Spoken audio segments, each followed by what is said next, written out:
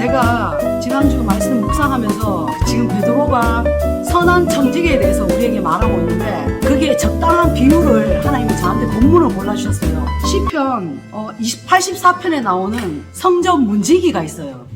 선한 문지기라는 그 고라 자손들이 문지기를 했었는데 그 고라 자손들의 그 문지기 그 고백과 솔로몬이 성전 건축할 때 그의 마음, 두 마음을 오늘 본문에 여기에 베드로가 말하고자 하는 선한 청지기, 그 중에 누가 선한 청지기냐 이렇게 저한테 숙제를 주시면서 그걸 묵상해 보라고 하셔서 저는 본문도 50번 이상씩 읽었지만 이렇게 하나님이 그 읽으라 그래서 문지기에 대해서 읽어봤거든요. 근데 문지기 고백이 하는 말이 문지기하고 왕하고 비교했을 때 그때 솔로몬 왕에게는 1,000명의 처와 첩이 있었는데 근데 이 성전 문지기의 고백이 그 시편에 나와 있는 거 보면 주의 궁정에서의 한 날이 다른 곳에서의 첫날보다 나은즉 악인의 자택 장막에 사는 것보다 내 하나님의 성전 문지기로 있는 것이 좋사오니 저는 이 본문을 딱 보면서 그 첫날 악인의 장막에서 사는 첫날 갑자기 솔로몬이 1,000명의 처와 첩이 있었잖아요. 근데 이 성전 문지기는 나는 하루 이 성전 문지기로 있는 이 하루가 그 악인이 그 장막에서 육신의 정욕을 따라서 살아가는 그 첫날 1,000명하고 하루만 자도 1,000일이잖아요. 그거하고 이렇게 비교가 딱 되면서 보라 자손이 이렇게 고백한 걸 보면서 너는 선한 청지기가 이런 마음으로 청지기 노릇해라. 저한테는 그런 감동을 딱 주시더라고요. 그러면서 또 두 번째는 오늘 본문에 말씀 많이 하셨는데 거기 보면 너희도 같은 마음으로 갑옷을 삼으라. 이게 저한테는 예수 그리스도가 고난을 통해서 우리를 완전 영으로 새롭게 탄생시켰잖아요. 그리고 우리 이 보이는 육은 이미 죽었다. 이미 죽었기 때문에 이 육체가 보이는 육체는 영의 그릇으로서 남은 때를 육체의 때를 하나님의 선한 청지기로 새 예루살렘 건축하는데 성전 건축하는 일에 함께 동참해라. 그러면서 하나님이 저한테 아주 구체적으로 솔로몬이 성전을 건축할 때 들어간 그 숫자가 18만 명인 거예요. 근데 18명 중에서 3만 명은 로테이션 돼요. 그걸 빼면 15만 명인 거예요. 근데 그 15만 명이 갑자기 저는 그 숫자를 생각해 보니까 계시록에 하나님이 이방인의 수가 14만 4천이라고 했던 그 숫자, 그거는 사람이 세알리는 그 이란에서 말하는 사람의 숫자고 하나님이 원하는 수는 진짜 하나님 마음과 하나가 된 선한 양심을 딱 갖게 된 자, 그런 자를 통해서 하나님은 성전을 짓고 싶다. 그래서 이제 우리 한 사람 한 사람을 이렇게 유튜브로 이렇게 줌으로 하나님이 불렀다는 거죠.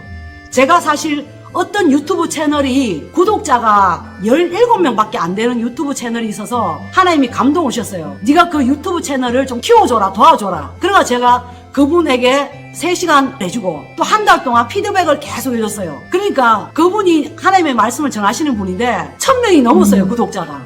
그래가지고 동영상을 하나 올리면 600명, 700명, 거의 1,000명이 봐요. 영상 하나를 올리면 좋아요가 한 50개 이상 막 달려요.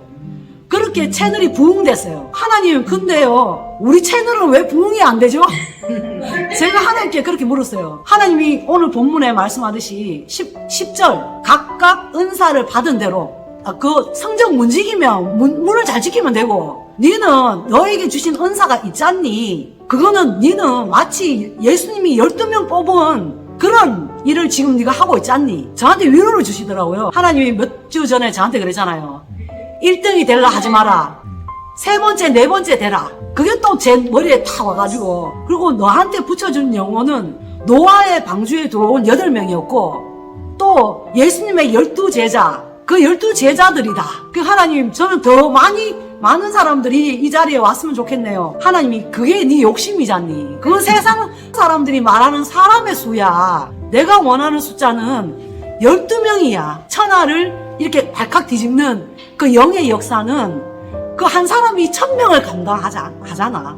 제가 지난주에 하나님이 꿈을 한 개 이제 줬는데 그 하나님은 솔직히 제가 교회에 나오기 전에 고등학교 2학년 때 그건 저에게 주신 은사인 것 같아요. 꿈에서 하나님이 나타나서 저한테 교회를 가라고 전도하시더라고요. 그게 마치 영으로 옥에 갇힌 영들에게 복음을 전파하신 그걸 저는 너무나 실감했죠. 사람이 저한테 먼저 전도한 것이 아니라 하나님의 영이 저한테 꿈을 통해서 찾아오셔서 네 교회 가라. 아주 무서운 목소리로 소름이 끼치도록 네가 교회 안 가면 큰일 난다. 이런 호통을 치는 그 목소리를 제가 고등학교 2학년 때 들었거든요. 근데 제가 교회를 간 건 사람이 저를 전도해가 갔지 그 영이 저에게 역사해서 제가 가지는 게 아니더라고요. 그러니까 사람이 이 육체는 영으로 역사하는데 그 영은 사람을 통해서 인도받을 때 이게 더 효과적인 전도 방법이 되더라고요. 그래서 하나님이 지금도 우리 안에 들어오셔서 우리를 성전으로 삼아서 우리를 통해서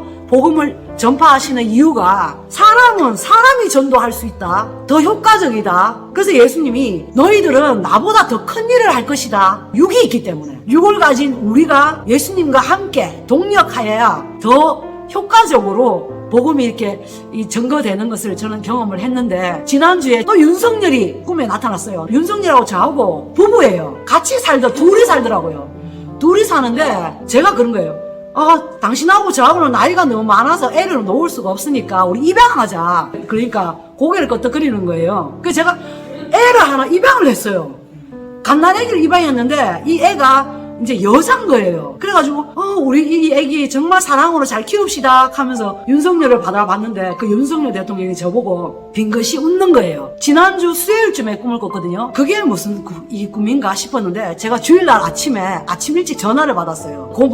고모님은 70억 자산가였지만 하루아침에 경매로 넘어가서 제가 그랬잖아요. 전능하신 하나님 교를 섬기고 있는 이단에 빠져가 계신 고모님이신데 제가 5년 전부터 계속 전도를 했는데 그 고모님이 저를 또 전도하려고 하는 거예요. 그래서 제가 조금 거리를 뒀어요. 그리고 기도하고 계속 이제 있었는데 한 1년 전부터 자꾸 전도하려고 하는 전화가 와서 받지를 않고 좀 멀리를 했어요. 그런데 지난주 그 윤석열 꿈 또 입양한 여자아이 그게 뭔가 이렇게 생각하고 있을 때 아침에 그 고모님을 통해서 전화가 딱 왔는데 갑자기 제 머릿속에 하나님이 붙여주신 그 영혼인가 이런 생각이 딱 들면서 제가 고모님 성령님이 제 입술을 통해서 고모님이 하나님의 길로 돌아오시라. 그러면 우리도 볼 수 있고 다시 만나서 이렇게 서로 교제하고 우리가 도와줄 수 있는 거는 도와줄 수 있을 거 아니냐. 고모님 우리 교회 한번 방문해 보시라. 도대체 하나님이 어떤 하나님이신지 고모님이 예전에 그 신앙을 다시 찾기를 원한다. 그러니까 오늘 한번 나와보세요. 딱 하니까 알았다. 하시더라고요. 갑자기 고모님이 이제 저의 말을 듣고 또 성령님이 그렇게 인도해서 고모님을 강권해서 교회에 모시고 오게 하시더라고요. 근데 하나님께서 그 마음을 정말 감동을 주셨거든요. 그래서 제가 모셔다 드릴 때 이제 저는 그랬거든요. 고모님 저는 제 할 일은 다 했습니다. 고모님한테 정말 그 구원의 확신도 제가 확인을 해봤거든요. 그러니까 왔다 갔다 하는 거죠. 이단에 계시니까 이 구원의 확신이 흔들리더라고요. 그래 이게 확신을 심어드리고 또 언제든지 마음에 감동이 오면 전화하시라. 언제든지 모시러 가겠다. 불 가운데 구원이 또 뭔지 그런 것도 설명해드리면서 제 할 일은 이제 하고 왔거든요. 그래서 저는 오늘 본문에서 그 뜨겁게 서로 사랑하라 하는 말이 우리가 그냥 선한 행위를 하는 게 아니라 내 안에 하나님의 말씀을 왕성하게 이렇게 깨워서 근신해서 정신을 차리고 기도해서 하나님의 말씀을 계속 묵상하고 있다 보면 하나님이 그 말씀에서 나오는 그 사랑으로 하나님이 먼저 가서 그 영혼들을 이렇게 일깨워가지고 저 앞으로 인도해 주시는 거. 그러면 나는 기쁨으로 그 영혼을 이렇게 하나님 앞으로 인도할 수 있는 그런 아주 구체적인 전도의 확실한 방법을 이제 깨닫고 경험하게 되었습니다. 감사합니다. 우리 부모님 계속 교회 나오세요. 우리 그건 봐야 돼. 우리 유튜브의 조회 숫자 이거에 숫자에 신경 쓰면 안 됩니다. 절대 큰일 나요. 숫자는 절대 아무것도 아닙니다. 일반 사람들은 유튜브에 숫자 올라가는 거 엄청 좋아하고 뭐하고 이러지만은 이 그리스도인들은 그런 숫자에 세상 사람들처럼 숫자가 많이 올라가는 게 좋고 안 올라가는 게 안 좋고 이런 거 절대 그런 거 없어요. 우리는 그냥 하나님 시키는 대로 하는데 이제 유튜브도 자연스럽게 이렇게 나가죠. 나갔는데 그걸 억지로 막 높이 올리려고 한다거나 억지로 이걸 인위적으로 막 이걸 해버리면 하나님 굉장히 싫어요. 그냥 이것도 자연스럽게 그냥 올라가도록 내버려둬야 된다. 그래서 그건 이제 인간의 방법은 시간이 지나면은 다 표가 납니다. 이게 시간이 지나면은 그게 될지 안 될지는 다 표가 나기 때문에 인간의 방법으로 하는 건 오래 못 가요.